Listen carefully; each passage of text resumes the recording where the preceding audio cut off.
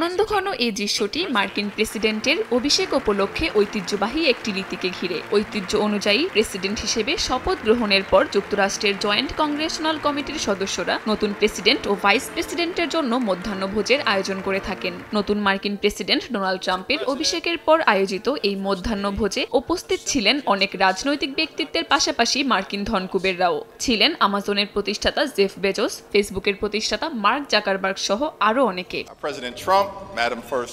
যুক্তরাষ্ট্রের ক্যাপিটল হিলের ঐতিহ্যবাহী কক্ষ স্ট্যাচুয়ারি হলে মধ্যাহ্নভোজের আয়োজন করা হয়। ১৯৮১ সাল থেকে এই কক্ষটি ব্যবহৃত হয়ে আসছে প্রেসিডেন্টের অভিষেক উপলক্ষে মধ্যাহ্নভোজের জন্য। মেনুতেও ছিল বিশেষত্বের ছোঁয়া। ছিল বিখ্যাত Chesapeake crab cake, ribeye steak ও মন্টিসেলোর ওয়াইন। আয়োজনের এক পর্যায়ে উপস্থিত ব্যক্তিরা president Donald Trump, vice president JD Vance ও তাদের জীবনসঙ্গীদের অভিনন্দন জানান ঐতিহাসিক এই বিজয় উপলক্ষে। তাদেরকে উৎসর্গ করে সবাই টোস্টও করেন একযোগে। কাকলি আখতার, সময় সংবাদ।